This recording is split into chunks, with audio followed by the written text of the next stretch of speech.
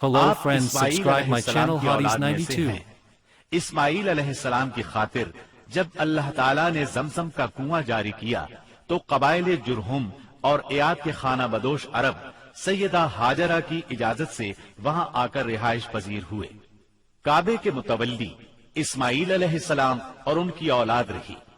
ایک عرصے کے بعد بنو جرہم اور سیدنا اسماعیل کی اولاد میں کعبے کی تولیت کے سلسلے میں جھگڑا ہوا تو کعبے کی خدمت اور تولیت اولاد اسماعیل اور بنو جرہم میں تقسیم ہو گئی، اور جب بنو خزاعہ نے لڑ کر مکے پر قبضہ کیا تو ایک مدت تک کعبے کی تولیت بھی ان کے پاس رہی، لیکن بنو اسماعیل بہرحال مکے ہی میں رہے۔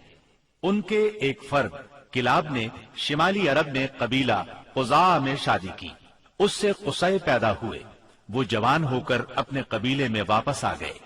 خسر کی وفات کے بعد قصی نے اپنے ننہال کی مدد سے بنو خزاعہ کو مجبور کیا کہ وہ شہر چھوڑ کر مضافات میں جا بسا۔ بنو خزاعہ کے سردار نے کعبے کے قیمتی چڑھاووں کو زمزم کے کنویں میں ڈال کر اس کو پاٹ دیا اور کنواں غائب ہو گیا۔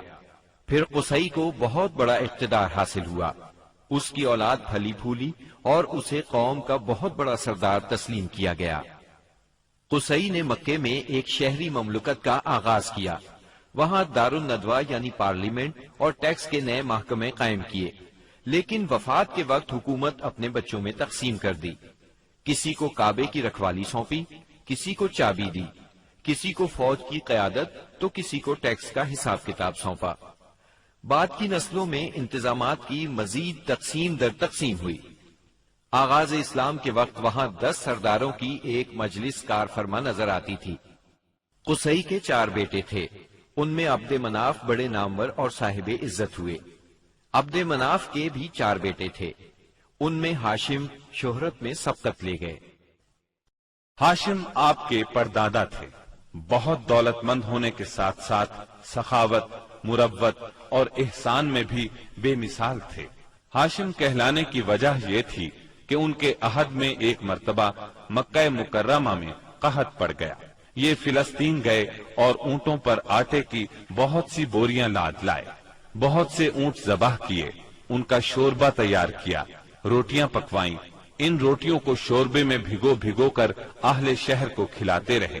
عرب اس کھانے کو حشیم اور سرید کہتے ہیں۔ یہ سلسلہ ایک مدت تک جاری رہا، اسی وجہ سے ان کا نام ہاشم پڑ گیا۔ وہ حاجیوں کی خدمت اور مہمان نوازی میں بھی بڑھ چڑھ کر حصہ لیتے تھے۔ اسی سخاوت اور فیاضی سے ہاشم کا نام پورے عرب میں مشہور ہو گیا۔ ذاتی اثر و رسوخ اور وجاہت کی وجہ سے ان کی دوسرے ممالک کے درباروں میں بھی رسائی تھی۔ انہوں نے ہی قریش میں سب سے پہلے یہ دستور جاری کیا کہ سال میں 2 مرتبہ تجارتی قافلے روانہ ہوا کریں، موسم گرما میں شام کی طرف اور موسم سرما میں یمن کی طرف۔ چنانچہ اسی دستور کے مطابق دونوں موسموں میں قافلے روانہ ہوتے تھے۔ سورۃ القریش میں اللہ تعالیٰ نے قریش کو یہی انعام یاد دلایا ہے، کیونکہ قریش اللہ کی رحمت سے موسم سرما و گرما کے عادی ہو گئے۔ ان کی سمجھ میں یہ بات آ گئی کہ اس نعمت کے شکریہ میں اللہ کی عبادت کرنا چاہیے جو اس گھر کا مالک ہے، اور اس نے انہیں بھوک میں کھانا دیا اور خوف سے امن بخشا۔ نجاشی شاہ حبش ہاشم کی بے حد خاطر مدارت کرتا اور تحفے تحائف بھی پیش کرتا۔ قیصر روم بھی ان سے بہت مہربانی سے پیش آتا تھا۔ ہاشم نے یمن اور روم کی حکومت سے قریش کے تجارتی قافلے کی حفاظت کا حکم حاصل کیا، اور یہ ان کے اعلیٰ تدبر کا نتیجہ تھا کہ تمام راستے قریش کے تجارتی قافلوں کے لیے محفوظ ہو گئے۔ اس طرح مکہ مکرمہ بین الاقوامی تجارت کا مرکز بن گیا۔ اس سے خانہ کعبہ کی زیارت اور فریضہ حج عام ہو گئے، اور مکی زبان بھی ملک کے چاروں طرف سمجھی جانے لگی۔ ان قریشی قافلوں اور سالانہ میلوں کی وجہ سے جزیرہ نمائے عرب میں ایک معاشی مرکز پیدا ہو گیا۔ ان سالانہ میلوں میں قریش کو سرمایہ دارانہ تجارت اور قافلوں کی حفاظت کے سلسلے میں بہت اہمیت حاصل تھی۔ اس طرح مکہ مکرمہ تجارتی مرکز بنا، جس نے سیاسی مرکزیت کا راستہ کھولا جو اسلام کا کارنامہ بننے والا تھا۔ 197 عیسوی کے چند ماہ بعد ہاشم کی بیوی سلمہ بنت عمرو کے ہاں مدینہ منورہ میں شیبہ یعنی عبد المطلب پیدا ہوئے۔ بچے کے سر میں کچھ بال سفید تھے، اس لیے ان کا نام شیبہ رکھا گیا۔ شیبہ کا مطلب ہے بوڑھا۔ ہاشم کی وفات کے بعد ذمہ داریاں ان کے بھائی مطلب نے سنبھال لی تھی۔ گویا مطلب شیبہ کا چچا تھا۔ اس کی وفات کے بعد شیبہ نے رفادہ اور سقایا کی ذمہ داریاں خوبی سے سنبھالی۔ انہوں نے یمن اور حبشہ کے درباروں میں اپنی قوم کی نمائندگی بھی کی۔ ان کی ملکیت میں ایک قدرتی چشمہ بھی تھا۔ ایک دن خواب میں انہیں اشارہ ملا کہ فلاں جگہ کھود کر غائب شدہ زمزم کا کنواں برآمد کریں۔ کھودتے وقت اس سے انہیں دفن شدہ خزانہ بھی ملا جو کعبے کے چڑھاووں پر مشتمل تھا۔ عبد المطلب کو زمزم کی ملکیت کے لیے بہت دشواریاں پیش آئیں، مگر اہل شہر امن پسند تھے۔ انہوں نے طے کیا کہ کسی غیر جانبدار حاکم سے اس کا فیصلہ کرا لیا جائے۔ عبد المطلب نے یہ بات مان لی، لیکن پریشان بھی تھے، اس لیے منت مانی کہ اگر اللہ نے مجھے 10 بیٹے دیے اور وہ بلوغت کو پہنچے تو میں ان میں سے ایک کو کعبے میں جا کر اللہ کے لیے قربان کر دوں گا۔ جب 10واں بیٹا بھی بلوغت کو پہنچ گیا تو عبد المطلب کو منت یاد آئی۔ انہوں نے بیٹوں کے درمیان قرعہ ڈالا تاکہ جس کا نام نکلے اسے قربان کر دیں۔ قرعہ نبی اکرم صلی اللہ علیہ وسلم کے والد عبداللہ کے نام نکلا۔ عبد المطلب کا ارادہ دیکھ کر رشتہ داروں اور دوستوں نے دخل اندازی کی اور انہیں مشورہ دیا کہ وہ کسی خاتون عرافہ کے پاس جا کر حل دریافت کریں۔ چنانچہ عبد المطلب ایک عرافہ کے پاس گئے۔ اس نے معاملہ سن کر مشورہ دیا کہ بیٹے اور 10 اونٹوں کے درمیان قرعہ ڈالو، اگر عبداللہ کے نام نکلے تو مزید 10 اونٹ بڑھا دو، اس طرح خون بہا کی مقدار میں اضافہ کرتے جاؤ یہاں تک کہ قرعہ خون بہا پر نکلے۔ انہوں نے قرعہ اندازی شروع کی۔ قرعہ ہر بار عبداللہ کے نام نکلتا رہا۔ یہ 10 اونٹ ہر بار بڑھاتے گئے۔ جب 100 اونٹ پورے ہو گئے تب قرعہ اونٹوں کے نام نکلا۔ عبد المطلب نے 3 بار ایسا کیا تاکہ اطمینان ہو جائے۔ ہر بار 100 اونٹوں ہی کا قرعہ نکلا۔ اب انہیں اطمینان ہو گیا کہ یہی اللہ کو منظور ہے۔ زمزم کے کنویں کی ملکیت حاصل کرنے کے علاوہ عبد المطلب کی زندگی کا دوسرا اہم واقعہ ابرہہ کا بیت اللہ پر حملہ ہے۔ تاریخ میں اس کو واقعہ فیل کے نام سے یاد کیا جاتا ہے۔ ابرہہ ایک عیسائی سردار تھا۔ شاہ حبشہ نجاشی کی طرف سے یمن کا حاکم تھا۔ اس نے دیکھا کہ اہل عرب حج کے لیے مکہ مکرمہ جاتے ہیں اور خانہ کعبہ کا طواف کرتے ہیں، تو اس نے عیسائی مذہب کے نام پر یمن کے شہر صنعاء میں ایک عالیشان گرجا بنوایا۔ عرب میں اس گرجا کی خبر مشہور ہو گئی۔ قبیلہ کنانہ کا ایک آدمی وہاں گیا اور گرجا میں گندگی پھیلا کر بھاگ آیا۔ ابرہہ نے غصے میں آ کر قسم کھائی کہ کعبے کو ڈھا کر دم لے گا۔ چنانچہ وہ ایک لشکر جرار لے کر مکہ مکرمہ کی طرف روانہ ہوا۔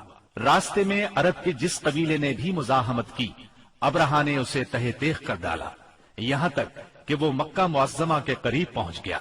وہاں کے لوگوں کو اپنے ارادے سے خبردار کرنے کے لیے اس نے اہل مکہ کے جانور پکڑ لیے۔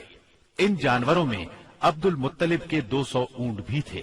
عبد المطلب کو ابرہہ کی چڑھائی کی خبر ملی تو وہ خانہ کعبہ کی دیواروں سے لپٹ گئے اور رو پڑے۔ اللہ سے اپنے گھر کی حفاظت کی دعا کی۔ قریش کے چند سرداروں کو لے کر ابرہہ سے ملنے کے لیے گئے اور اس سے اپنے اونٹوں کی واپسی کا مطالبہ کیا۔ ابرہہ ان کی بات سن کر حیران ہوا اور بولا، تم نے اپنے اونٹوں کی واپسی کی تو بات کی، کعبے کے متعلق ایک لفظ بھی نہیں کہا۔ میں تو یہاں کعبے کو ڈھانے کے لیے آیا ہوں۔ عبد المطلب نے جواب دیا، اونٹ میری ملکیت ہیں، اس لیے ان کی رہائی کے لیے چلا آیا۔ کعبے کا مالک اللہ ہے جو اپنے گھر کو بچانے کی پوری طاقت رکھتا ہے۔ ابرہہ نے ان اونٹوں کی واپسی کا حکم دے دیا۔ یہ اپنے اونٹ لے کر مکہ معظمہ واپس آ گئے۔ 60-70 ہزار کا لشکر تھا اور اس میں 9 یا 13 ہاتھی تھے۔ اس لشکر نے آخر مکے پر چڑھائی کی۔ لشکر مکے کے نزدیک پہنچا تو محمود نامی ہاتھی نے مکے میں داخل ہونے سے انکار کر دیا اور وہیں بیٹھ گیا۔ ایسے میں اچانک باہر قلزم کی طرف سے پرندوں کا ٹڈی دل نظر آیا۔ ان کے پنجوں اور چونچوں میں کنکریاں تھیں۔ جن سپاہیوں پر وہ کنکریاں پڑتی ان کے اعضاء کٹنا شروع ہو جاتے۔ ان کنکریوں کے گرنے سے ابرہہ کی فوج اور ہاتھیوں کا جو حشر ہوا وہ بلا شبہ تاریخ عالم کا ایک نہایت حیرت ناک باب ہے۔ خود ابرہہ مشکل سے گرتا پڑتا صنعاء تک پہنچا اور نہایت دردناک عذاب میں گرفتار ہو کر یمن میں مرا۔ عربوں کے ہاں اس سال کو عام الفیل کہتے ہیں۔ ایک مدت تک یہی تقویمی سال شمار ہوتا رہا۔ قرآن کریم میں یہ واقعہ سورہ فیل میں بیان ہوا۔ کیا تم نے نہیں دیکھا تمہارے پروردگار نے ہاتھی والوں کے ساتھ کیا سلوک کیا؟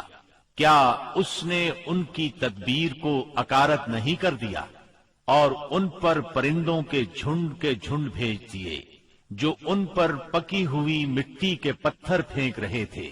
پھر ان کا یہ حال کر دیا جیسے جانوروں کا کھایا ہوا بھوسا۔ واقعہ فیل کے 50-55 دن بعد عبد المطلب کعبے کا طواف کر رہے تھے کہ انہیں پوتے کی ولادت کی خوشخبری ملی۔ 75 سالہ دادا بہت خوش ہوئے۔ نبی کریم صلی اللہ علیہ وسلم ان کے پیارے فرزند جناب عبداللہ کی یادگار تھے، جن کی زندگی 100 اونٹوں کی قربانی دے کر بچائی گئی تھی، لیکن پھر اچانک وہ فوت ہو گئے۔ ان کی وفات سے بوڑھے باپ کو جو صدمہ پہنچا تھا، پوتے کی ولادت سے ایک حد تک وہ کم ہو گیا۔ عبداللہ کی والدہ یعنی نبی صلی اللہ علیہ وسلم کی دادی کا نام فاطمہ بنت عمرو تھا۔ عبداللہ کے 2 سگے بھائی زبیر اور ابو طالب تھے۔ بی بی آمنہ سے نکاح کے بعد عبداللہ نے رواج کے مطابق 3 دن تک سسرال میں قیام کیا۔ اس کے بعد تجارت کی غرض سے شام چلے گئے۔ واپسی پر یثرب یعنی مدینہ منورہ میں ٹھہرے تاکہ اپنے والد کے حکم کے مطابق کھجوروں کا سودا کریں۔ مدینہ منورہ ہی میں قیام کے دوران وہ بیمار ہو گئے۔ آپ کی بیماری کی خبر مکہ پہنچی تو عبد المطلب نے فوراً اپنے بڑے بیٹے حارث کو عبداللہ کی خبر گیری کے لیے مدینہ روانہ کیا۔ حارث مدینہ پہنچے تو معلوم ہوا 1 ماہ بیمار رہنے کے بعد عبداللہ انتقال کر گئے ہیں۔ انتقال کے وقت انہوں نے 5 اونٹ، چند بکریاں اور 1 باندی چھوڑی، جس کی کنیت ام ایمن اور نام برکت تھا۔ عبداللہ کا انتقال اپنے پیغمبر بیٹے کی ولادت سے چند ماہ پہلے ہی ہو گیا تھا۔ گویا آپ صلی اللہ علیہ وسلم شکم مادر ہی میں یتیم ہو گئے تھے۔ آپ کی والدہ سیدہ آمنہ طہارت نفس، شرافت، عزت، عفت، عصمت اور پاک بازی میں بے مثال تھی۔ اپنی قوم میں سیدۃ النساء کے لقب سے مشہور تھی۔ ددھیال اور ننہیال دونوں کے اعتبار سے آپ عرب کے بہترین قبیلے اور بہترین قوم میں سے تھیں۔ ولادت باسعادت کے بعد 3-4 دن تک آپ کی والدہ نے آپ کو دودھ پلایا۔ پھر آپ کے چچا ابو لہب کی آزاد کردہ کنیز سویبہ نے اور پھر حلیمہ سعدیہ نے دودھ پلایا۔ اکثر سیرت نگاروں نے کنیز کا نام سوبیہ ہی لکھا ہے، لیکن دراصل اس کا نام سویبہ تھا۔ جس طرح صحیح بخاری اور سیرت نگاری کے عالمی مقابلے میں اول آنے والی سیرت نبوی پر مستند کتاب الرحیق المختوم میں مذکور ہے۔ دودھ پلانے کی ذمہ داری ماہ ربیع الاول 52 قبل ہجری یعنی اپریل 571 عیسوی میں سونپی گئی۔ اس زمانے میں عرب میں یہ دستور تھا، جو آج کے دور میں بھی باقی ہے، کہ نوزائیدہ بچوں کو دودھ پلانے کے لیے شرفاء ابتدا ہی سے دیہات میں بھیج دیا کرتے تھے، تاکہ دیہات کی صاف ستھری اور کھلی آب و ہوا میں ان کی پرورش ہو سکے، زبان اہل عرب جیسی فصیح ہو جائے اور اہل عرب کی دیگر خصوصیات اوائل عمر ہی سے بچوں میں راسخ ہو جائیں۔ اس دستور کے مطابق سال میں 2 مرتبہ بنی سعد کی عورتیں شیرخوار بچوں کی تلاش میں آیا کرتی تھیں۔ چنانچہ آپ کی پیدائش کے 8 دن بعد انہی عورتوں کے ساتھ حلیمہ سعدیہ بھی تشریف لائیں۔ دوسری عورتوں کو تو مکہ مکرمہ کے کھاتے پیتے گھرانوں کے بچے دودھ پلانے کے لیے مل گئے، لیکن حلیمہ سعدیہ خالی ہاتھ رہ گئیں۔ نبی کریم صلی اللہ علیہ وسلم چونکہ یتیم تھے، اس لیے انعام و اکرام کی امید کم تھی، اس لیے کسی عورت نے ان کے گھر کی طرف توجہ نہ کی۔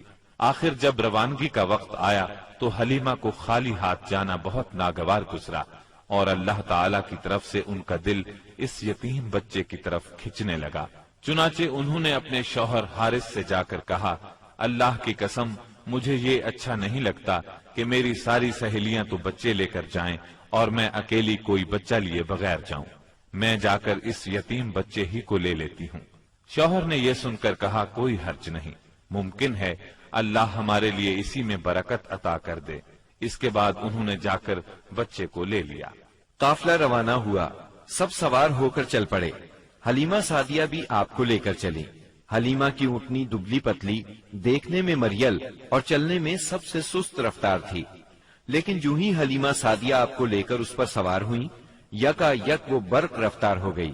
باقی عورتوں نے اس منظر کو حیرت سے دیکھا کہ حلیمہ سعدیہ کی مریل اونٹنی ان کی طاقتور اور تیز رفتار اونٹنیوں سے آگے نکلی جا رہی تھی، اور پھر وہ ان سب کو پیچھے چھوڑ گئی۔ یہ تبدیلی دوسری عورتوں کے لیے کسی معجزے سے کم نہیں تھی۔ حلیمہ کے والد ابو زویب کا نام عبداللہ بن حارث تھا، وہ نبی صلی اللہ علیہ وسلم کے رضائی نانا ہوئے۔ حلیمہ کے شوہر کا نام حارث بن عبد العزا تھا، یہ دونوں ہی قبیلہ سعد بنی بکر بن حوازن سے تعلق رکھتے تھے۔ اسی طرح حارث کے بچے آپ کے رضائی بھائی بہن ہوئے۔ جب تک آپ صلی اللہ علیہ وسلم حلیمہ سعدیہ کے گھر رہے، ان کا گھر برکتوں سے مالا مال رہا۔ حلیمہ بیان کرتی ہیں کہ وہ جب آئی تھیں تو قحط سالی کا دور تھا۔ ان کے پاس ایک گدھی تھی جو اس قدر دبلی پتلی اور مریل تھی کہ پورے قافلے میں سب سے سست اور مریل چال چلتی تھی۔ ایک اونٹنی بھی تھی مگر وہ قطرہ دودھ کا نہیں دیتی تھی۔ حلیمہ کا اپنا بچہ بھوک سے بے قرار ہو کر بلکتا رہتا تھا، خود سوتا نہ ماں باپ کو سونے دیتا، مگر جب وہ آپ کو لے کر اپنے گھر آئیں اور آپ کو گود میں لیا تو سینہ دودھ سے بھر گیا، یہاں تک کہ آپ نے پیٹ بھر کر دودھ پیا، اور آپ صلی اللہ علیہ وسلم کے ساتھ حلیمہ کے بیٹے نے بھی خوب دودھ پیا۔ پھر دونوں آرام کی نیند سو گئے۔ اس رات حلیمہ کا بچہ بالکل نہ رویا۔ ادھر شوہر اونٹنی کے پاس گیا تو کیا دیکھتا ہے، تھن سے دودھ ابلا چاہتا ہے، چنانچہ وہ دودھ دوہنے لگا۔ اس نے اس قدر دودھ دوہا کہ گھر کے سب برتن بھر گئے۔ دونوں نے خوب دودھ پیا اور آرام کی نیند سو گئے۔ حلیمہ سعدیہ کا گھرانہ سب سے زیادہ قحط زدہ تھا، لیکن مکے سے واپسی کے بعد ان کی یہ حالت ہوئی کہ جب بکریاں چر کر گھر واپس آئیں تو ان کی کوکھیں نکلی ہوئی تھیں اور تھن دودھ سے لبریز تھے۔ اب گھر والے خوب دودھ پینے لگے، جبکہ قحط کی وجہ سے دوسرے گھرانوں کو دودھ بالکل نہیں ملتا تھا۔ یوں اس گھرانے کو مسلسل خیر و برکت نصیب ہوئی۔ حلیمہ کا دستور تھا کہ وہ ہر 6 ماہ بعد آپ کو مکے لاتی، والدہ اور خاندان کے لوگوں سے ملاتی اور پھر اپنے دیار بنی سعد واپس لے جاتی۔ جب مدت رضاعت پوری ہو گئی تو دودھ چھڑا کر آپ کی والدہ کے پاس لائی۔ اب تک وہ آپ کی وجہ سے خیر و برکت دیکھ چکی تھی، اس وجہ سے چاہتی تھی کہ آپ کو ابھی ان کے پاس ہی رہنے دیا جائے۔ چنانچہ انہوں نے آپ کی والدہ سے کہا، کیوں نہ آپ بچے کو ابھی میرے پاس ہی رہنے دیں تاکہ یہ اور مضبوط ہو جائے، مجھے مکے کی وبا سے ڈر لگتا ہے۔ والدہ اس پر راضی ہو گئیں اور حلیمہ آپ کو لے کر خوش خوش اپنے گھر آ گئیں۔ اس طرح آپ قریباً 2 برس تک وہیں رہے۔ پھر آپ کے سینہ مبارک کو چاک کرنے کا واقعہ پیش آیا۔ اس واقعے سے خوفزدہ ہو کر حلیمہ اور ان کے شوہر نے آپ کو آپ کی والدہ آمنہ کے حوالے کر دیا۔ انس بن مالک رضی اللہ عنہ بیان کرتے ہیں، آپ بچوں کے ساتھ کھیل رہے تھے کہ جبریل علیہ السلام تشریف لائے، آپ کو لٹا کر سینہ چاک کر دیا، پھر آپ کا دل نکالا اور اس میں سے ایک لوتھڑا نکال کر فرمایا، یہ تم سے شیطان کا حصہ ہے۔ پھر دل کو سونے کے تشت میں زمزم کے پانی سے دھویا اور واپس سینہ مبارک میں رکھ دیا۔ ادھر بچے دوڑ کر حلیمہ سعدیہ کے پاس آئے اور کہنے لگے، محمد کو قتل کر دیا گیا۔ وہ لوگ فوراً آپ کے پاس پہنچے، دیکھا کہ رنگ اترا ہوا ہے۔ سیدنا انس کا بیان ہے کہ میں نبی اکرم صلی اللہ علیہ وسلم کے سینے پر سلائی کا نشان دیکھا کرتا تھا۔ اس واقعے کے بعد آپ کو مکے پہنچا دیا گیا اور آپ نے اپنی ماں کے سایہ محبت میں اپنے خاندان کے اندر کوئی 2 برس گزارے۔ پھر والدہ، دادا اور ام ایمن کے ساتھ مدینہ منورہ کا سفر کیا، جہاں آپ کے والد کی قبر بھی تھی اور دادا کا ننھیال بھی تھا۔ آپ مدینے میں 1 ماہ رہ کر واپس ہوئے تو راستے میں آپ کی والدہ بیمار ہو گئیں اور مقام ابوا پہنچ کر انتقال کر گئیں۔ انا للہ و انا الیہ راجعون، انہیں وہیں دفن کیا گیا۔ اب بوڑھے عبد المطلب آپ کو لیے مکے پہنچے۔ ان کے دل پر آپ کی والدہ کی وفات کی وجہ سے گہرا اثر تھا۔ آپ کے لیے ان کے دل میں ایسی محبت پیدا ہوئی کہ خود ان کے اپنے بیٹوں کے لیے ویسی محبت نہ تھی۔ وہ آپ کی بہت قدر کرتے، اپنی اولاد سے بڑھ کر چاہتے، خوب اکرام کرتے، اپنے لیے تیار کرائے گئے خاص فرش پر انہیں بٹھاتے، اس فرش پر کسی اور کو نہ بیٹھنے دیتے، پیٹھ پر ہاتھ پھیرتے، آپ کی نقل و حرکت دیکھ کر خوش ہوتے۔ انہیں یقین تھا کہ مستقبل میں آپ کی نرالی شان ہونے والی ہے، لیکن ابھی آپ کی عمر 8 برس 2 مہینے کی ہوئی تھی کہ عبد المطلب بھی انتقال کر گئے۔ اب آپ کے چچا ابو طالب نے آپ کی کفالت کا بیڑا اٹھایا۔ یہ آپ کے والد کے سگے بھائی تھے، انہوں نے بھی آپ سے خاص رحمت اور شفقت برتی۔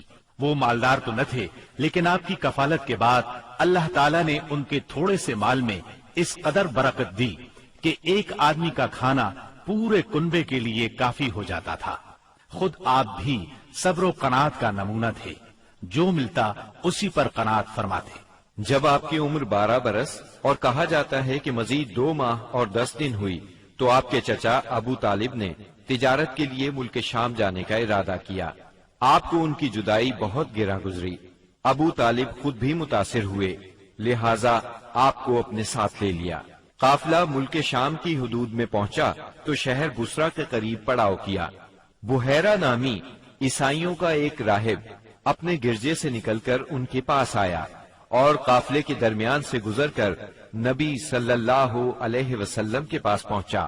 پھر آپ کا ہاتھ پکڑ کر بولا، یہ دنیا کے سردار ہیں، پروردگار عالم کے رسول ہیں، اللہ انہیں رحمت عالم بنا کر بھیجے گا۔ میں انہیں مہر نبوت سے بھی پہچانتا ہوں۔ یہ کندھے کے نیچے نرم ہڈی کے پاس سیب کی طرح ہے، اور ہم اس کا ذکر اپنی کتابوں میں بھی پاتے ہیں۔ پھر اس نے قافلے کی دعوت کی اور ابو طالب سے کہا، انہیں یہاں سے واپس بھیج دیں، ملک شام نہ لے جائیں، کیونکہ انہیں یہودیوں سے خطرہ ہے۔ اس پر ابو طالب نے غلاموں کے ہمراہ آپ کو مکے بھیج دیا۔ جب آپ کی عمر 15 برس ہوئی تو ذیقات کے مہینے میں اوکاس کے بازار میں ایک لڑائی ہوئی۔ اس لڑائی میں ایک طرف قریش کے قبائل تھے اور دوسری طرف قیس اور اعلان کے قبائل تھے۔ دونوں میں گھمسان کا رنگ پڑا، فریقین کے کتنے ہی آدمی مارے گئے، لیکن پھر انہوں نے صلح کر لی اور طے پایا کہ دونوں طرف کے مقتولین گنے جائیں، جدھر زیادہ ہوں ادھر والے زائد مقتولین کا خون بہا لے لیں۔ اس کے بعد جنگ ختم ہو گئی اور باہمی دشمنی کو ختم کر دیا گیا۔ اس جنگ میں نبی کریم صلی اللہ علیہ وسلم بھی شریک تھے، لیکن آپ نے لڑائی میں براہ راست حصہ نہیں لیا، اپنے چچاؤں کو تیر تھماتے تھے۔ اس جنگ کا نام جنگ فجار ہے۔ یہ نام اس لیے مشہور ہوا کہ اس میں حرام مہینے کی حرمت پامال کی گئی۔ فجار نام کے واقعات 4 بار پیش آئے، ہر سال ایک واقعہ پیش آتا رہا۔ جنگ فجار والا واقعہ آخری تھا۔ اس سے پہلے کے 3 واقعات میں ہلکے پھلکے جھگڑے ہوئے، شدید لڑائی صرف اسی چوتھے واقعے میں ہوئی۔ اس جنگ کے بعد ذیقعد ہی کے مہینے میں 5 قبائل کے درمیان ایک عہد نامہ طے پایا۔ اس عہد نامے کو حلف الفضول کہا جاتا ہے۔ ان قبائل کے نام یہ ہیں: بنو ہاشم، بنو مطلب، بنو اسد، بنی عبد العزا، بنو زہرہ اور بنو تیم۔ اس کی وجہ یہ ہوئی کہ یمن کا ایک آدمی اپنا سامان تجارت لے کر مکے آیا۔ عاص بن وائل نے اس سے وہ مال خرید لیا، لیکن قیمت ادا نہ کی۔ اس نے بنو عبد الدار، بنو مخزوم، بنو سہم اور بنو عدی سے فریاد کی، لیکن انہوں نے کوئی توجہ نہ دی۔ چنانچہ اس نے ابو قبیس کے پہاڑ پر چڑھ کر چند اشعار پڑھے، جن میں اپنی مظلومیت کا نقشہ کھینچا اور آواز لگائی کہ کوئی تو اس کا حق دلانے کے لیے اس کی مدد کرے۔ اس پر زبیر بن عبد المطلب نے دوڑ دھوپ کی، لہٰذا اس قبیلے کے افراد بنو تیم کے سردار عبداللہ بن جدعان کے گھر میں جمع ہوئے اور آپس میں عہد و پیمان کیا کہ مکے میں جو بھی مظلوم نظر آئے، خواہ مکے کا رہنے والا ہو یا کسی اور جگہ کا، یہ سب اس کی حمایت میں اٹھ کھڑے ہوں گے۔ انہوں نے عاص بن وائل سے بھی اس کا حق لے کر اس کے حوالے کیا۔ اس عہد و پیمان میں آپ بھی اپنے چچاؤں کے ساتھ تھے۔ نبوت سے سرفراز ہونے کے بعد آپ فرمایا کرتے تھے، میں عبداللہ بن جدعان کے مکان پر ایک ایسے معاہدے میں شریک ہوا کہ مجھے اس کے بدلے سرخ اونٹ بھی پسند نہیں، اور اگر میں اس کے لیے اسلام کے دور میں بلایا جاتا تو ضرور جاتا۔ نبی اکرم صلی اللہ علیہ وسلم یتیم پیدا ہوئے اور اپنے دادا پھر چچا کی کفالت میں رہے۔ والد سے وراثت میں جو کچھ ملا تھا اس سے کچھ نہیں ہو سکتا تھا، چنانچہ جو ہی آپ ہلکے پھلکے کام کرنے کے لائق ہوئے، اپنے رضائی بھائیوں کے ساتھ دیار بنی سعد میں بکریاں چرانے لگے۔ پھر جب مکہ معظمہ آئے تو وہاں بھی چند قیرات کے عوض اہل مکہ کی بکریاں چرائیں۔ قیرات 1 دینار کا 20واں یا 24واں حصہ ہوتا ہے، جس کی قیمت اس زمانے میں بمشکل 80-90 روپے سمجھ لیں۔ کم عمری میں بکریاں چرانا انبیاء کی سنت ہے۔ ایک بار عہد نبوت میں آپ نے فرمایا، کوئی بھی نبی نہیں گزرا مگر اس نے بکریاں ضرور چرائیں۔ پھر جب آپ جوان ہو گئے تو تجارت شروع کی۔ بعض روایات کی روح سے آپ صائب بن ابی صائب کے ساتھ مل کر تجارت کرتے تھے۔ آپ تجارت میں بہترین ساتھی تھے، لین دین کے معاملے میں لڑتے جھگڑتے تھے، نہ بحث کرتے تھے۔ تمام معاملات میں آپ حد درجے امانت دار، سچے اور پرہیزگار مشہور تھے۔ زندگی کے سبھی میدانوں میں آپ کا یہی طریقہ تھا۔ اسی بنا پر آپ کا لقب ہی امین مشہور ہو گیا تھا۔ ان تمام وجوہات کی بنا پر آپ کی شہرت سن کر سیدہ خدیجہ نے آپ کو تجارت کے لیے اپنے مال کی پیشکش کی۔ وہ عزت اور مال دونوں لحاظ سے قریش کی ایک معزز خاتون تھی۔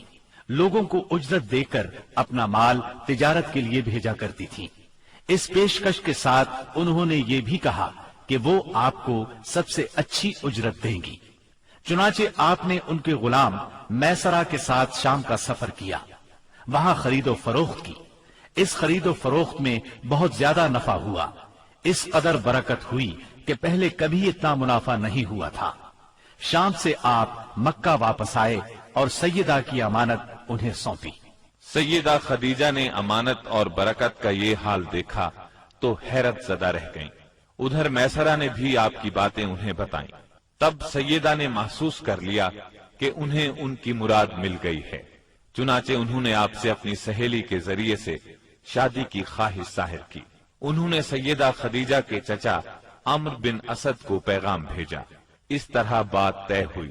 نکاح کا خطبہ ابو طالب نے پڑھا، اس میں اللہ کی حمد و ثنا کی، پھر آپ کے فضل و شرف کا ذکر کیا۔ اس کے بعد ایجاب و قبول کے الفاظ کہے اور مہر بیان کیا۔ یہ ملک شام کے سفر سے واپسی کے 2 مہینے اور چند دن بعد کی بات ہے۔ اس وقت آپ کی عمر 25 سال تھی اور سیدہ خدیجہ کی عمر 40 سال تھی۔ سیدہ خدیجہ کی شادی پہلے عتیق بن عائز مخزومی سے ہوئی تھی، وہ انتقال کر گیا تو ابو حالہ تیمی سے ہوئی، اس سے ایک بچہ بھی ہوا، مگر پھر ابو حالہ بھی فوت ہو گیا۔ اس کے بعد بڑے بڑے سرداران قریش نے شادی کا پیغام دیا، مگر سیدہ خدیجہ راضی نہ ہوئی، یہاں تک کہ اللہ تعالی نے انہیں آپ کی طرف مائل کر دیا، اور اس طرح سیدہ کو آپ صلی اللہ علیہ وسلم کی زوجیت کا شرف حاصل ہوا۔ سیدہ خدیجہ نبی صلی اللہ علیہ وسلم کی پہلی بیوی تھی۔ ان کے جیتے جی آپ نے کسی اور سے شادی نہ کی۔ آپ کی تمام اولاد بھی انہی سے ہوئی، صرف ابراہیم ماریہ قبطیہ سے ہوئے۔ آپ کی اولاد کے نام یہ ہیں، پہلے قاسم پیدا ہوئے، پھر زینب، پھر رقیہ، پھر ام کلثوم، پھر فاطمہ، پھر عبداللہ۔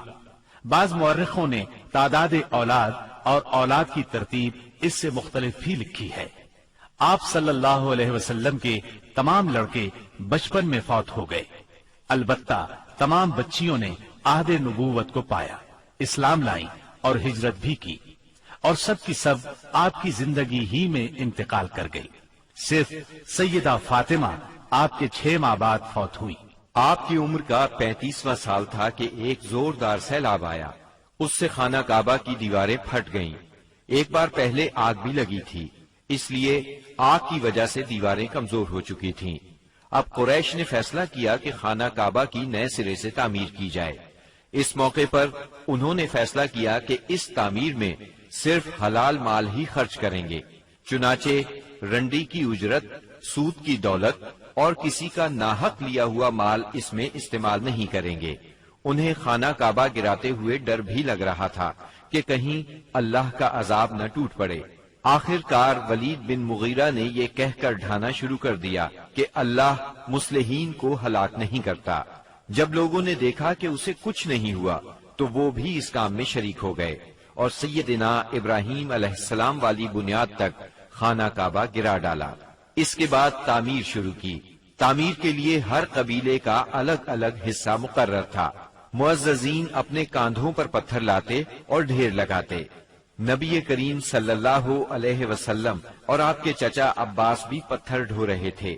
تعمیر کا کام باقوم نامی ایک رومی معمار کر رہا تھا۔ مال چونکہ اس قدر جمع نہ ہو سکا تھا کہ سیدنا ابراہیم علیہ السلام والی بنیادوں پر تعمیر مکمل کی جا سکتی، اس لیے شمال کی طرف سے قریباً 6 ہاتھ چھوڑ کر اس پر ایک چھوٹی سی دیوار اٹھا دی گئی تاکہ علامت باقی رہے کہ یہ بھی خانہ کعبہ کا حصہ ہے۔ اس کو ہجر اور حتیم کہتے ہیں۔ جب دیوار حجر اسود تک اٹھ گئی تو ہر سردار نے چاہا حجر اسود کو اس کی جگہ رکھنے کا شرف اسے حاصل ہو۔ اس پر سخت جھگڑا اٹھ کھڑا ہوا جو 4-5 روز تک جاری رہا۔ کسی طرح فیصلہ نہ ہو پایا کہ حجر اسود کون رکھے گا، اور قریب تھا کہ حرم میں خون ریزی ہو جائے، لیکن ابو امیہ کی ایک تجویز سب نے منظور کر لی۔ ابو امیہ سب سے زیادہ عمر رسیدہ تھا۔ اس نے کہا، میری تجویز یہ ہے کہ کل صبح مسجد حرام کے دروازے سے جو شخص سب سے پہلے داخل ہو اس سے فیصلہ کرا لیا جائے، یعنی وہ جس کے حق میں فیصلہ دے دے حجر اسود وہی اس کی جگہ پر رکھے گا۔ دوسرے دن صبح سویرے جو شخص سب سے پہلے داخل ہوا وہ نبی اکرم صلی اللہ علیہ وسلم تھے۔ قریش آپ کو دیکھتے ہی بول پڑے، هذا الامین رضینا هذا محمد، یہ تو محمد ہیں جو کہ امین ہیں، ہم ان سے راضی ہیں۔ پھر آپ ان کے نزدیک پہنچے تو آپ کو تفصیل سنائی گئی۔ آپ نے اس مسئلے کا حل یہ نکالا کہ ایک چادر لی، اس میں حجر اسود کو رکھا اور سب سرداروں سے کہا اس چادر کو سب لوگ کناروں سے پکڑ کر اٹھائیں۔ سب نے ایسا ہی کیا۔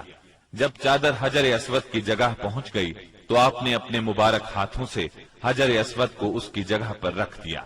یہ اس قدر عمدہ فیصلہ تھا کہ سب خوش ہو گئے۔ نبی کریم صلی اللہ علیہ وسلم بچپن ہی سے عقل سلیم کے مالک تھے، پاک دامن تھے، بھرپور قوت کے مالک تھے۔ جوانی اور پختگی کا زمانہ آیا تو آپ کی خوبیاں اور زیادہ نکھر کر سامنے آئیں۔ آپ درست سوچ، صحیح نظر، بہترین اخلاق اور عمدہ عادات کا سب سے بلند نمونہ تھے۔ سچائی اور امانت، صبر و شکر، حیا اور وفا، خیر خواہی اور تواضع سبھی میں ممتاز تھے۔ بھلائی اور احسان میں آپ کا کوئی ثانی نہیں تھا۔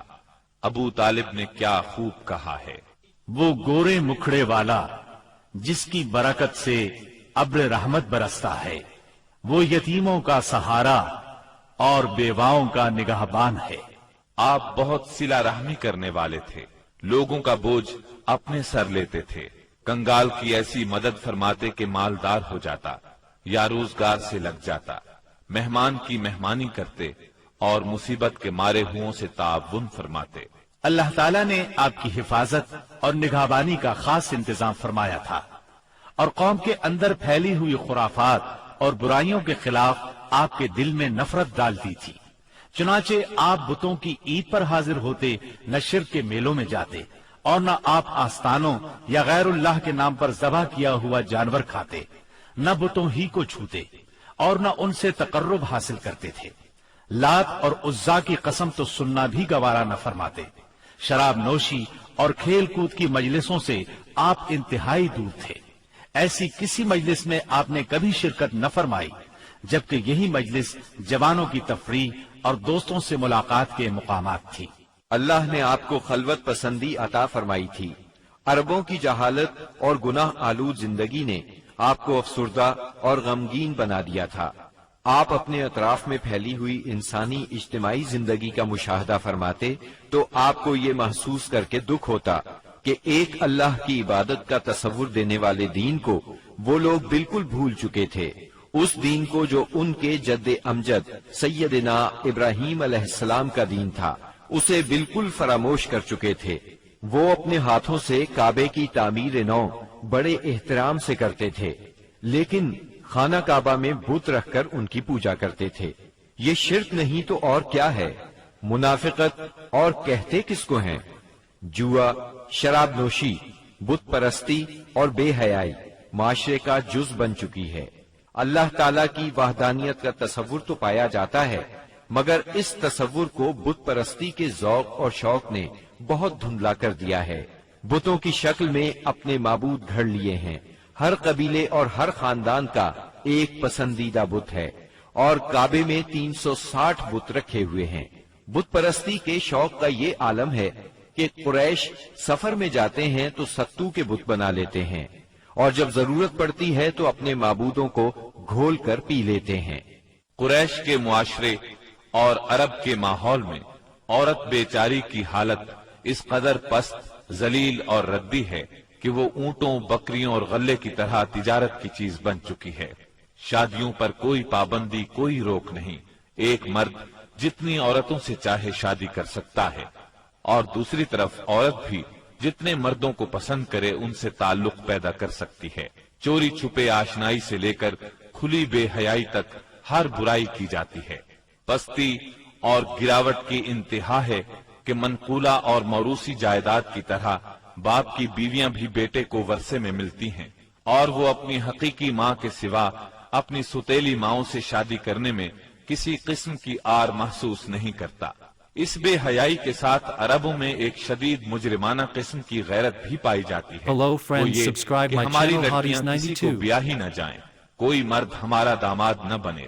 سنگ دلی کی حد تک اس غیر فطری غیرت کے سبب لڑکیاں زندہ دفن کی جاتی ہیں، اور اس انتہا درجے کی بے رحمی پر الٹا فخر کیا جاتا ہے۔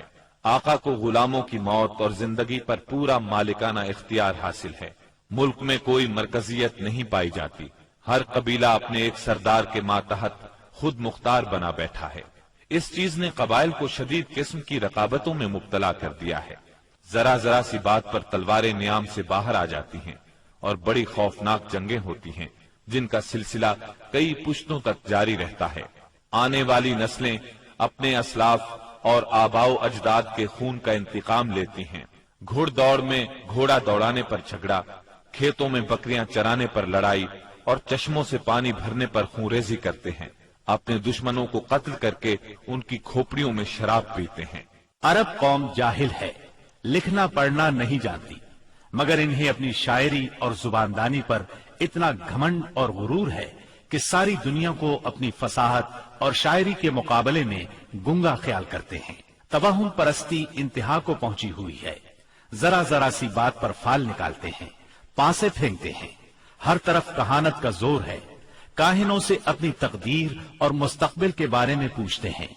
عرب کے باشندے اس آدمی کو قابل عزت اور شریف سمجھتے ہیں جس کے پاس بہت زیادہ اونٹ، بکریاں اور کھجور کے باغات ہوں، بہت سی دولت ہو، غلام ہو، کنیزیں ہوں۔ نیکی، پرہیزگاری اور شرافت کا تصور ہی ان کے ذہنوں سے نکل چکا ہے۔ یہی وہ دور ہے جس کو دور جہالت کہا جاتا ہے۔ عرب کے معاشرے کی برائیوں نے ان کی فطری صلاحیتوں کو دبا دیا ہے، مثلا شجاعت، حریت، عہد کی پابندی، مہمان نوازی، جفاکشی، فصاحت اور زباندانی، خود اعتمادی اور کسی کی مدد کے بغیر اپنی حفاظت خود کرنے کا جذبہ۔ ان تمام خوبیوں سے عرب آشنا ہیں، لیکن ان کی یہ خصوصیات صحیح رہنمائی نہ ہونے کی وجہ سے غلط راہوں پر پڑ گئی تھی اور ان کا بے جا استعمال ہو رہا تھا۔ ملک میں بعض ایسے قبائل بھی پائے جاتے تھے جو خانہ بدوش تھے۔ جہاں پانی کا چشمہ، سبزہ اور کھجوروں کے جھنڈ نظر آئے وہیں ڈیرے ڈال دیے، اور جب یہاں سے جی اکتا گیا تو اپنا مختصر سا سامان اونٹوں پر لاد کر وہاں سے چل دیے۔ یہ تھے عرب کے افسوسناک حالات، لیکن یہ یہاں تک محدود نہیں تھے۔ اس زمانے میں دنیا کے گوشے گوشے میں ایسی ہی پستی پائی جاتی تھی۔ کہیں آگ کی پوجا ہوتی تھی، کہیں محبت اور نفرت کے دیوتاؤں کے آگے سر جھکائے جاتے تھے۔ غرض اللہ تعالیٰ کے سوا اس کی ساری مخلوق کی عبادت ہو رہی تھی۔ حد یہ ہے کہ سانپ، درخت اور بندر تک معبود بنے ہوئے تھے۔ پتھر، جانور، چاند، سورج اور ستارے، یہاں تک کہ زمین پر رینگنے والے کیڑوں تک کی پرستش نے ساری دنیا کو شرک کا گڑھ بنا دیا تھا۔ ہر طرف جہالت کا اندھیرا اور شرک و کفر کی تاریکیاں چھائی ہوئی تھیں۔ ان سب میں صراط مستقیم گم ہو کر رہ گیا تھا۔ اہل عرب کی حالت زار پر کڑنے کے علاوہ آپ اپنی خلوت و تنہائی میں زندگی اور کائنات کے رازوں پر بھی غور و فکر کیا کرتے تھے اور سوچا کرتے تھے کہ زندگی کیا ہے، کائنات کیا ہے، یہ چاند، سورج، ستارے کیوں کر بنے، کائنات کیوں تخلیق کی گئی، کس نے کی، زندگی کا ظہور کب ہوا، کیسے ہوا۔ یہ وہ دن تھے جب آپ تنہائی میں غور و فکر کی ضرورت کے ساتھ ساتھ عبادت کو بھی لازمی سمجھتے تھے۔ عبادت آپ کی روح کی ضرورت تھی، لہذا آپ رمضان بھر غار ہرا میں قیام فرماتے، آنے جانے والے مسکینوں کو کھانا کھلاتے اور بقیہ اوقات اللہ تعالیٰ کی عبادت میں گزار دیتے۔ غار ہرا مکہ مکرمہ کے مشرق میں خانہ کعبہ سے کوئی 3 میل دور جبل النور کی چوٹی پر واقع ہے۔ خلوت اور گوشہ تنہائی کی تلاش میں آپ غار ہرا پہنچے۔ یہ چونکہ کعبہ کے سامنے تھا اور وہاں کامل تنہائی اور یکسوئی تھی، اسی لیے آپ کو بہت پسند آیا۔ رمضان کا مہینہ اور پیر کا دن تھا۔ آپ غار ہرا کے اندر ذکر الہی اور عبادت میں مشغول تھے کہ یکایک جبریل علیہ السلام نازل ہوئے اور آپ کو وحی اور نبوت سے نوازا۔ سیدہ عائشہ رضی اللہ عنہا فرماتی ہیں، رسول اللہ صلی اللہ علیہ وسلم پر وحی کا آغاز نیند میں اچھے خواب سے ہوا۔ آپ جو خواب دیکھتے وہ سفیدہ سحر کی طرح نمودار ہوتا۔ پھر آپ کو تنہائی پسند آنے لگی، چنانچہ آپ غار ہرا میں خلوت فرمانے لگے اور کئی رات گھر آئے بغیر عبادت کرتے اور اس عرصے کے لیے توشہ بھی ساتھ لے جاتے۔ پھر سیدہ خدیجہ رضی اللہ عنہا کے پاس تشریف لاتے اور اتنی مدت کے لیے پھر توشہ لے جاتے، یہاں تک کہ آپ غار ہرا میں تھے کہ آپ کے پاس حق آ گیا، یعنی فرشتہ آپ کے پاس آیا اور کہا اقرا، یعنی پڑھیے۔ آپ نے فرمایا میں پڑھنا نہیں جانتا۔ رسول اللہ صلی اللہ علیہ وسلم فرماتے ہیں کہ اس پر اس نے مجھے پکڑ لیا اور اس زور سے دبوچا کہ مجھے چور کر ڈالا اور پھر مجھے چھوڑ کر کہا اقرا، یعنی پڑھیے۔ میں نے پھر کہا میں پڑھنا نہیں جانتا۔ اس نے پھر مجھے پکڑ کر دبوچا اور چور کر ڈالا، پھر چھوڑ کر کہا اقرا، پڑھیے۔ میں نے پھر کہا میں پڑھا ہوا نہیں ہوں۔ اب اس نے تیسری بار دبوچا اور کہا پڑھ اپنے اس پروردگار کے نام سے جس نے پیدا کیا، انسان کو لوتھڑے سے پیدا کیا۔ پڑھ تیرا رب بڑا کریم ہے جس نے قلم کے ذریعے سے علم دیا، انسان کو وہ بات سکھائی جسے وہ جانتا نہ تھا۔ اب آپ نے یہ آیات پڑھ دیں، پھر آپ ان آیات کو لے کر واپس آئے۔ آپ کا دل کانپ رہا تھا۔ آپ نے سیدہ خدیجہ رضی اللہ عنہا کے پاس پہنچ کر فرمایا مجھے چادر اڑا دو، مجھے چادر اڑا دو۔ انہوں نے چادر اڑا دی، یہاں تک کہ دہشت جاتی رہی۔ پھر آپ نے سیدہ خدیجہ کو واقعہ سنایا اور فرمایا مجھے اپنی جان کا خوف ہے۔ انہوں نے کہا اللہ کی قسم ایسا ہرگز نہیں ہو سکتا، اللہ آپ کو کبھی رسوا نہیں کرے گا۔ آپ صلہ رحمی کرتے ہیں، بے سہاروں کا بوجھ اٹھاتے ہیں، خالی ہاتھ لوگوں کی مدد کرتے ہیں، مہمان کی مہمانی کرتے ہیں اور حق کے سلسلے میں پیش آنے والے مصائب میں مدد کرتے ہیں۔ اس کے بعد سیدہ خدیجہ آپ کو اپنے چچا زاد بھائی ورقہ بن نوفل کے پاس لے گئیں۔ یہ جاہلیت کے دور میں عیسائی ہو گئے تھے، عبرانی لکھنا پڑھنا جانتے تھے اور عبرانی میں انجیل لکھتے تھے۔ اس وقت بوڑھے اور نابینا ہو چکے تھے۔ سیدہ خدیجہ رضی اللہ عنہا نے ان سے کہا بھائی جان آپ اپنے بھتیجے کی بات سنیں ورقہ بن نوفل نے کہا، بھتیجے کہو تم کیا کہتے ہو؟ آپ نے جو کچھ دیکھا تھا بیان کر دیا۔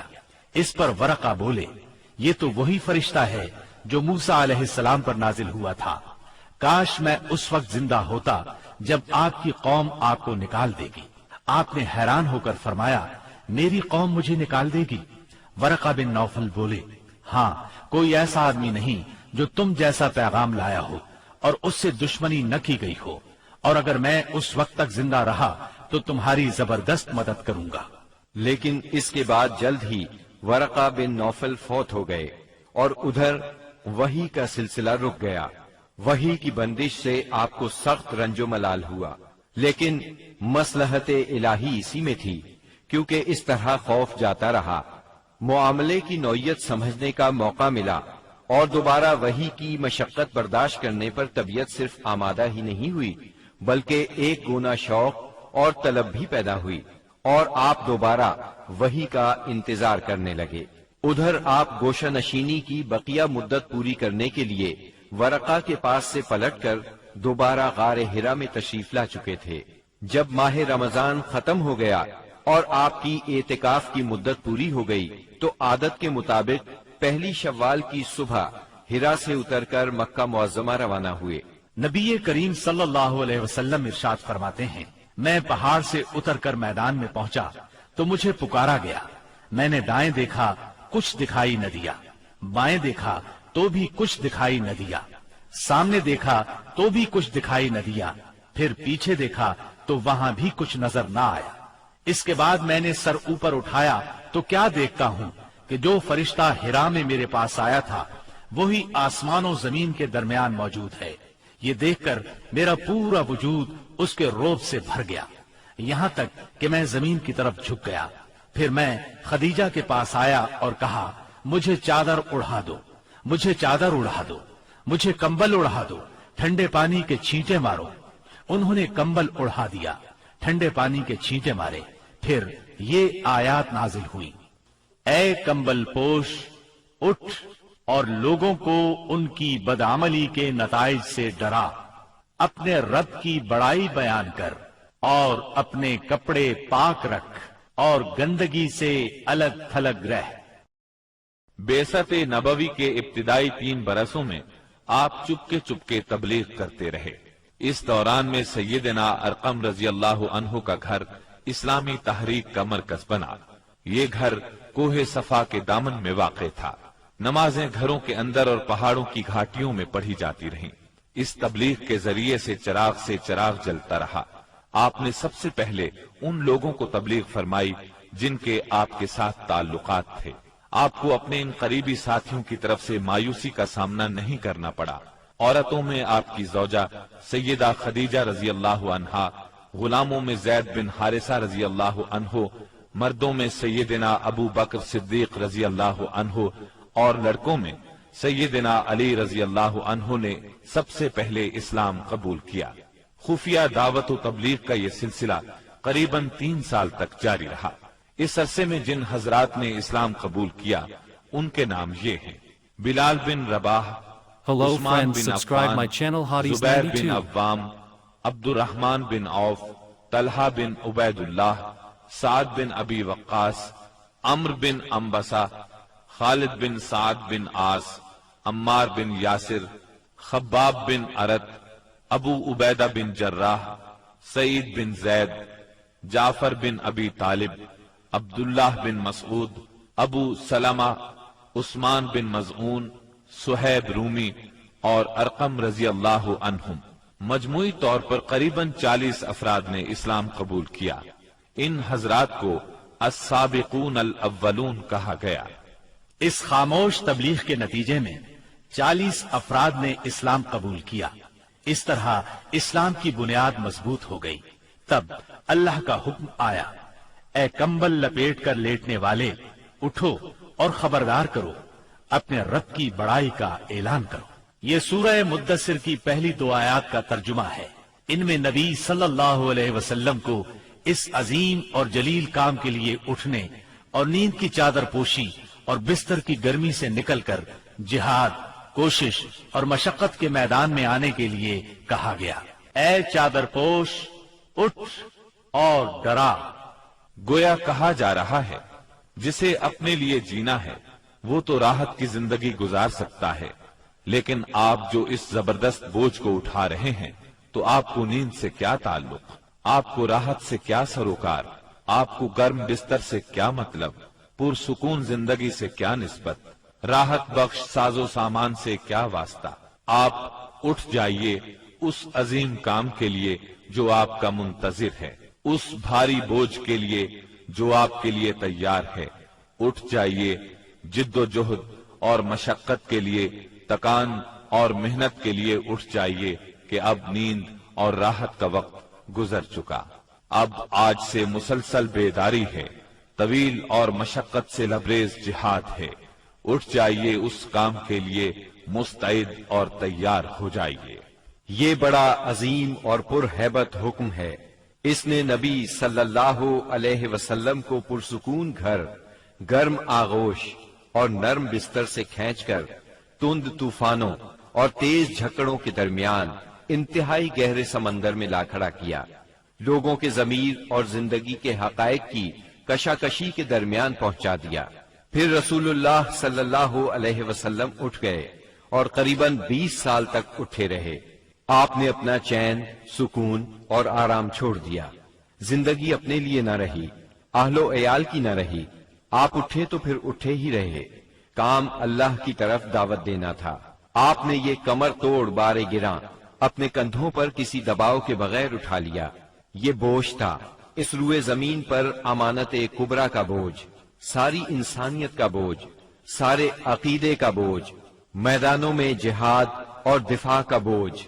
آپ نے 20 سال سے زیادہ عرصے تک مسلسل اور ہمہ گیر مارکا آرائی میں زندگی بسر کی، اور اس پورے عرصے میں جب سے آپ نے وہ آسمانی ندا، اللہ کی آواز سنی اور یہ بھاری ذمہ داری پائی، آپ کو کوئی ایک حالت کسی دوسری حالت سے غافل نہ کر سکی۔ اللہ آپ کو ہماری طرف سے اور ساری انسانیت کی طرف سے بہترین اجر عطا فرمائے، آمین۔ پھر اللہ تعالی نے آپ کو حکم دیا، اے نبی، جس بات کا آپ کو حکم دیا گیا ہے اس کا صاف صاف اعلان کر دیجئے اور مشرکین سے رخ پھیر لیجئے۔ پھر مزید حکم ہوا، اور سب سے پہلے اپنے قریبی رشتہ داروں کو کفر اور شرک سے ڈرائیے، اور جو ایمان لے آئے اور آپ کی پیروی کرے اس کے ساتھ نرمی اور شفقت کا معاملہ فرمائیے۔ جب آپ کو عام دعوت دینے کا حکم دیا گیا اور یہ ہدایت نازل ہوئی کہ آپ اپنے قریب ترین عزیزوں کو سب سے پہلے اللہ کے عذاب سے ڈرائیں، تو آپ نے صبح سویرے کوہ صفا پر چڑھ کر بلند آواز سے پکارا، یا صباحا۔ عرب میں یہ صدا وہ شخص لگاتا تھا جو صبح کے جھٹپٹے میں کسی دشمن کو اپنے قبیلے پر حملہ کرنے کے لیے آتے دیکھ لیتا تھا۔ آپ کی یہ آواز سن کر لوگوں نے پوچھا، یہ کون پکار رہا ہے؟ بتایا گیا، یہ محمد کی آواز ہے۔ اس پر قریش کے تمام خاندانوں کے لوگ آپ کی طرف دوڑ پڑے۔ جو خود آ سکتا تھا وہ خود آیا، جو نہیں آ سکتا تھا اس نے اپنی طرف سے کسی کو بھیج دیا۔ جب سب لوگ جمع ہو گئے تو آپ نے قریش کے ایک ایک خاندان کا نام لے لے کر پکارا، اے بنی ہاشم، اے بنی عبد المطلب، اے بنی فہر، اگر میں تمہیں یہ بتاؤں کہ اس پہاڑ کے پیچھے ایک لشکر تم پر حملہ کرنے کے لیے تیار ہے تو کیا تم میری بات کو سچ مانو گے؟ کیونکہ میں ایسی جگہ کھڑا ہوں جہاں سے میں ادھر بھی دیکھ رہا ہوں اور ادھر بھی۔ سب نے یک زبان ہو کر کہا، ہم آپ کی بات فوراً مان لیں گے، ہم نے کبھی آپ کو جھوٹا نہیں پایا، ہم نے ہمیشہ آپ کو سچا ہی پایا ہے۔ تب آپ نے فرمایا، میں تمہیں ایک سخت عذاب سے پہلے خبردار کرنے کے لیے بھیجا گیا ہوں۔ آپ کا چچا ابو لہب بھی اس مجمع میں موجود تھا۔ وہ آپ کا خطاب سن کر سخت برہم ہوا، کہنے لگا، ستیہ ناس جائے تیرا، کیا اس لیے تو نے ہمیں جمع کیا ہے؟ ایک روایت میں یہ بھی ہے کہ اس نے پتھر اٹھایا تاکہ آپ کو کھینچ مارے۔ اس طرح مکے میں اعلانیہ تبلیغ کی ابتدا ہوئی، لوگ مسلمان ہونے لگے۔ مسلمان ہونے والوں میں زیادہ تر نوجوان لوگ تھے۔ اس طرح ان کے بڑوں کو بہت دکھ ہوا کہ ہماری اجازت اور مرضی کے بغیر یہ کیوں پرانے قومی دین سے پھر گئے۔ ان لوگوں نے اپنے نو عمر رشتہ داروں کو طرح طرح سے اذیتیں دی، مارا پیٹا، بیڑیاں لگا کر قید کیا، چھت کے بغیر کمروں میں بند کیا، تپتی ریت پر ننگے بدن لٹایا، مگر یہ تمام اذیتیں بے اثر رہیں۔ ان لوگوں میں آزاد مرد اور عورتیں بھی تھیں، لونڈی اور غلام بھی تھے۔ لونڈیوں اور غلاموں کو ان کے آقاؤں نے شدید تکالیف پہنچائیں۔ اسی طرح موالی بھی تھے، یعنی غیر قبیلوں کے عرب، جو اہل مکہ میں کسی ایک کے ساتھ کسی معاہدے کے ذریعے سے موالی بن گئے تھے، مطلب یہ کہ ان کے حلیف بن گئے تھے۔ ان میں سے ایک سیدنا عمار بن یاسر رضی اللہ عنہ کا خاندان بھی تھا۔ ان کے خاندان کو خاص طور پر ظلم کا نشانہ بنایا گیا۔ سیدنا یاسر رضی اللہ عنہ پر اتنا ظلم ڈھایا گیا کہ وہ شہید ہو گئے۔ سیدہ سمیہ رضی اللہ عنہا جو سیدنا عمار کی والدہ تھیں، انہیں ابو جہل نے نیزہ مار کر شہید کر دیا۔ یہ اسلام میں پہلی شہید خاتون ہیں۔ جلد ہی قرآن کریم میں بت پرستی کے خلاف سخت آیات نازل ہوئیں۔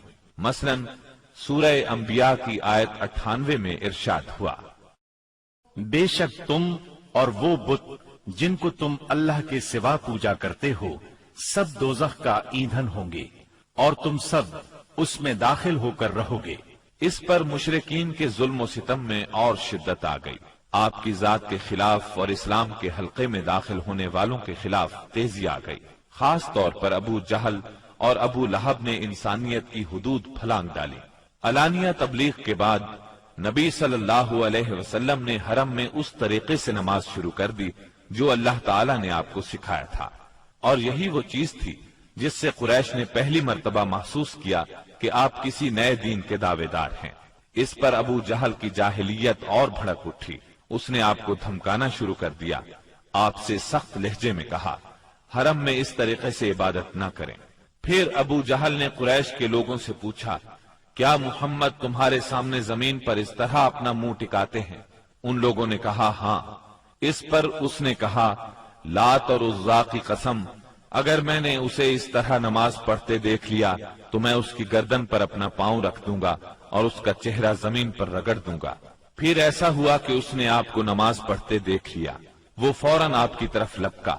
وہ اپنے اعلان کے مطابق آپ کی گردن مبارک پر اپنا ناپاک پاؤں رکھنا چاہتا تھا کہ اسی وقت لوگوں نے اسے گھبرا کر خوف زدہ انداز میں پیچھے ہٹتے دیکھا۔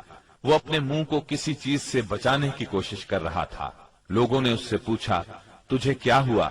اس طرح پیچھے کیوں ہٹایا؟ اس نے کہا، میرے اور اس کے درمیان اچانک آگ کی ایک خندق اور کوئی ہولناک چیز تھی اور کچھ پر تھے۔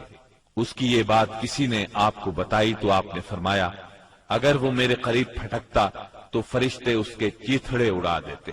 سیدنا ابن عباس رضی اللہ عنہ سے روایت ہے کہ رسول اللہ صلی اللہ علیہ وسلم مقام ابراہیم پر نماز پڑھ رہے تھے۔ ایسے میں ابو جہل کا ادھر سے گزر ہوا۔ اس نے کہا، اے محمد، کیا ہم نے تمہیں اس سے منع نہیں کیا تھا؟ یہ کہہ کر وہ آپ کو دھمکیاں دینے لگا۔ جواب میں آپ نے بھی اسے سختی سے جھڑک دیا۔ اس پر اس نے کہا، اے محمد، تم کس بل پر مجھے ڈراتے ہو؟ اللہ کی قسم، اس وادی میں میرے حمایتی سب سے زیادہ ہیں۔ ایک دن کسی جگہ اونٹ ذبح کیا گیا۔ ابو جہل نے عقبہ بن ابی معیط کو بھیجا کہ جا کر اوجھری اٹھا لائے، اور جب آپ سجدے میں جائیں تو اس کو آپ کی پیٹھ پر رکھ دے۔ اس نے ایسا ہی کیا۔ وہ اس قدر وزنی تھی کہ آپ سجدے سے سر نہ اٹھا سکے۔ سیدہ فاطمہ رضی اللہ عنہا اس وقت بچی تھیں۔ انہیں اطلاع ملی تو وہ دوڑی آئیں اور اس غلیظ بوجھ کو آپ کی کمر مبارک سے اتارا۔ سیدنا عمرو بن عاص چشمدید واقعہ بیان کرتے ہیں۔ ایک روز نبی اکرم صلی اللہ علیہ وسلم خانہ کعبہ میں نماز پڑھ رہے تھے۔ عقبہ بن ابی معیط آیا۔ اس نے اپنی چادر کو لپیٹ دے کر آپ کی گردن مبارک میں ڈال دیا اور بل دینے لگا۔ جب اس نے بل پر بل دیے تو آپ کی گردن مبارک بھنج گئی۔ آپ اسی طرح اطمینان قلب سے سجدے میں پڑے رہے۔ اتنے میں سیدنا ابو بکر صدیق رضی اللہ عنہ وہاں پہنچ گئے۔ انہوں نے دھکے دے کر عقبہ بن ابی معیط کو ہٹایا اور ان سے فرمایا، کیا تم ایک ایسے شخص کو مارتے ہو اور صرف اس جرم میں کہ وہ کہتا ہے میرا پروردگار اللہ ہے اور وہ تمہارے پاس روشن دلائل لے کر آیا ہے۔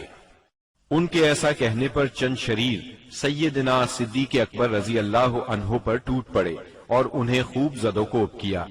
انہی واقعات پر سورہ علق کی آیات 6 تا 19 نازل ہوئی، اور اسی سورت کی پہلی 5 آیات نازل ہونے کے بعد سب سے پہلے اسلام کا اظہار نبی کریم صلی اللہ علیہ وسلم Hello friends, subscribe my channel.